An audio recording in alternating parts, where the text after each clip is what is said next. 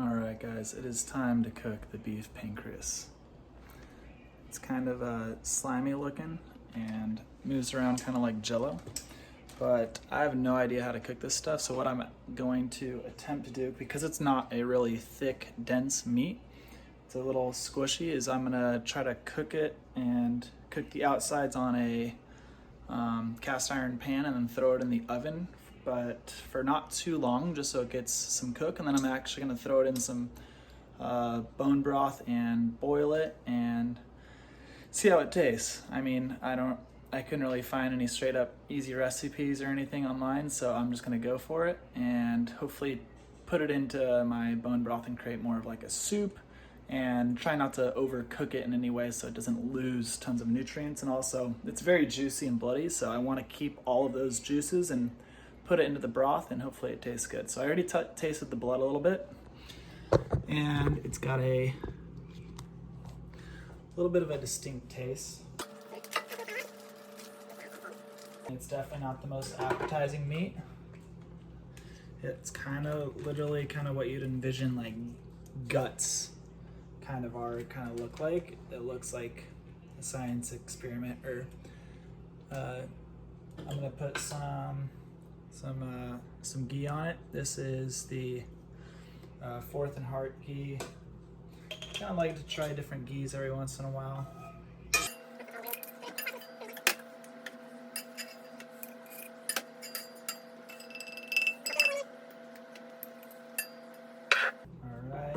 I'm just gonna throw it right on there, nice and bloody. Here we go.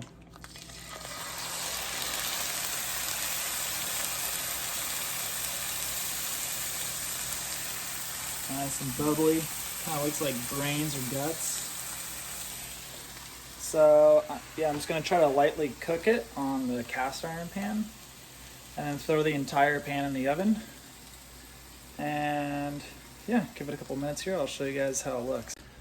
All right, so the pancreas produces multiple different hormones, and some of which are really important players for blood sugar and stomach health. And so that's kind of the whole point of trying to eat some of these organ meats, is you're trying to actually absorb and get the building blocks and nutrients of these hormones and absorb into your body, so it actually supports your own pancreas, I guess you could say. But they're just really jam-packed full of nutrients, vitamins, minerals, and it's stuff that can sometimes be hard to get from some plant-based foods, and organ meats are just full of it.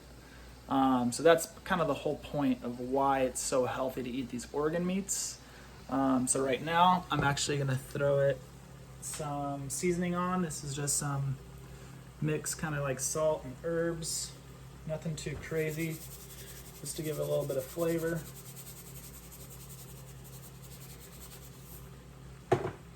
It's cooking good so far. I'm gonna give it a little bit more on this side and kind of flip it around, rearrange it, even though it doesn't really have sides, it's just one big glob. So I flipped it over onto the first side. Okay, you can kind of see how it's cooking a little bit. But again, I don't really want to overcook or cook it too harshly, just because I don't want to lose some of those nutrients, and I definitely don't want burnt parts. So yeah, it's looking like it's cooking nicely. Very, very, very, very juicy.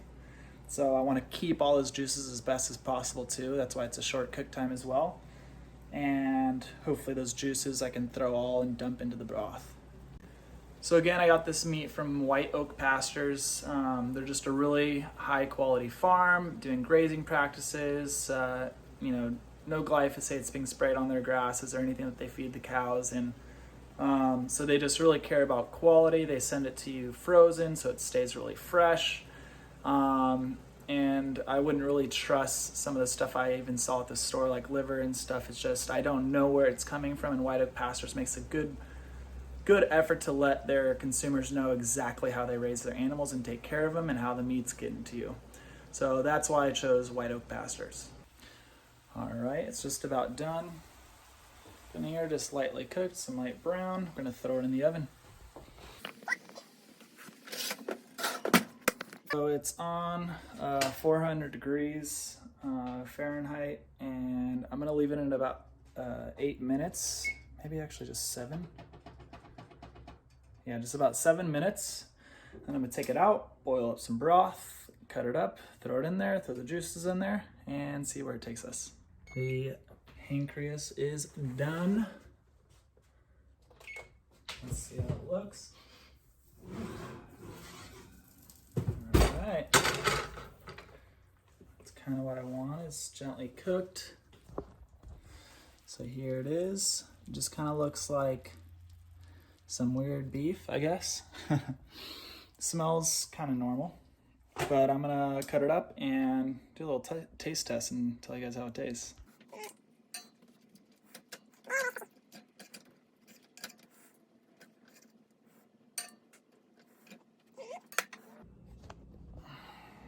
So here's my little bite. It's got a very interesting like design to it. Like it has like layers and kind of different like flabs of layers through it, almost like intestines or something. Here we go, beef pancreas. Test number 1.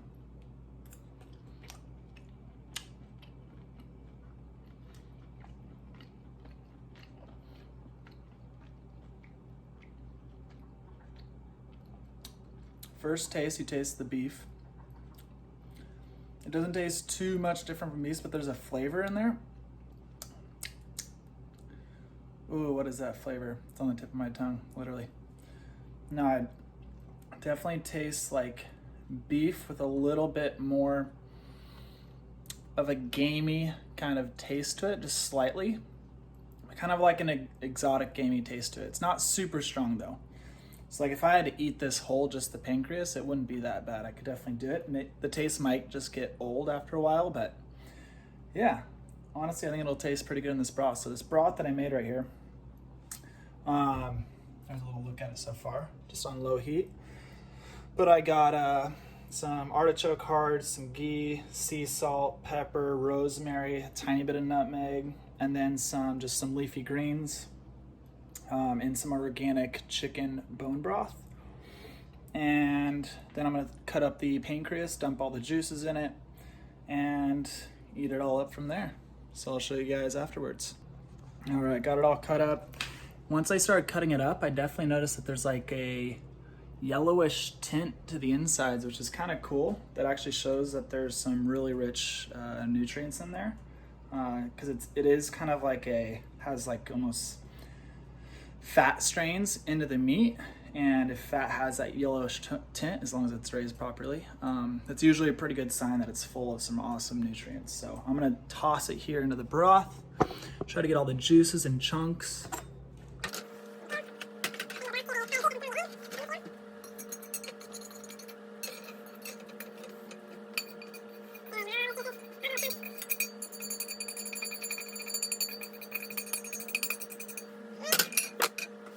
Alright, there it is. I'm just gonna stir it on in. So this is nice because the broth won't really overcook it, but it'll give it a little bit more cook time because it was a tiny bit rare. Even though you do kind of want a little rare, this will just give it a little bit more cook time and cook some flavor into it. And let's see how this goes. I'm totally winging it here. I have no clue what I'm doing when it comes to cooking. I don't have a lot of experience. So I'll let you guys know how it tastes. All right, it is done. I'm gonna pour it on into a nice big bowl. Ew. Get all that juice. All right, so this is how the end product looks. See how the broth turned out. Already tasted the pancreas, but get some greens in there, maybe an artichoke heart. Plenty of steam. At least it smells good. Nice and hot.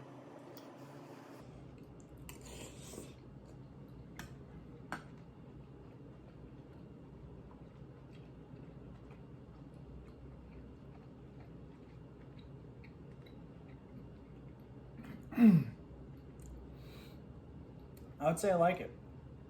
I actually think I did a pretty decent job with the broth. I I think the rosemary goes really well with the kind of the gamey taste and almost kind of like blends in with it and doesn't make it so apparent. And the artichoke heart's good too because it brings just a little bit of that taste, that kind of vegetable taste in there. But no, I actually like the broth as a whole. The pancreas turned out great. We got all the juices in the broth to make it nice, nutrient dense, and good for you. I made that in probably about 20 minutes, maybe less than 20 minutes. And this is a meal that you have once a week. It's going to give you a huge boost in nutrients and levels of nutrients that you're not going to find from other foods. Organ meats are definitely the most nutrient-rich foods on the planet. So I'm glad you guys watched the video and watched me attempt. I'm making this beef pancreas broth soup, whatever. And I'm glad I totally didn't screw the entire thing up and waste the pancreas. I would have eaten it anyways.